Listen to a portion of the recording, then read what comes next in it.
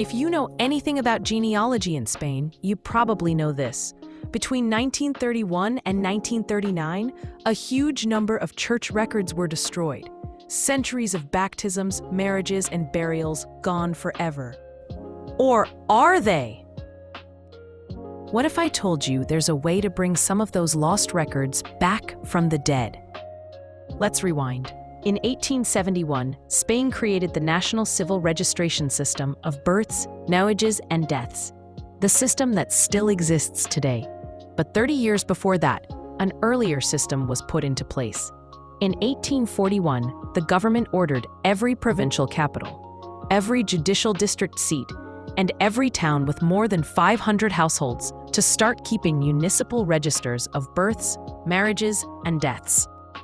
These weren't meant to replace the parish sacramental registers. The clergy were still doing their bit, but by law, they had to duplicate every single entry for a civil register held at the town hall. Priests or parish secretaries would, weekly or monthly, send the town hall an abbreviated extract of every entry made in the sacramental registers of their parish.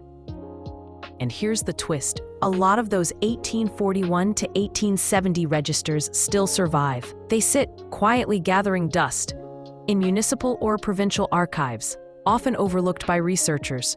Sometimes, even archive staff themselves are not really aware of what these record sets are. To use a single example, the parish of San Luis, a populous enclave in the very heart of Madrid, has no surviving sacramental registers. They were all burned, along with the church itself, by left-wing agitators on the 13th of March, 1936. Every baptism, every marriage, every burial, gone. But thanks to the 1841 law, all those entries for the period spanning 1841 to 1870 were duplicated in the city's civil registers. They are held by Madrid's city archive, along with those for the rest of the city's churches. Of course, survival is uneven. Some towns have complete runs, others, such as Ibiza, barely a single volume. And in many towns, they vanished forever, long ago, perhaps victims of standard bureaucratic practice, which leads local officials to dispose of superfluous papers every so often. But wherever they do exist, these registers can be absolute gold mines, restoring decades of genealogical connections largely believed to have been severed forever. So when hunting for Spanish ancestors, if you'll experience that gut-wrenching moment that is the first time when someone tells you that church records were burned, don't immediately assume there is no hope.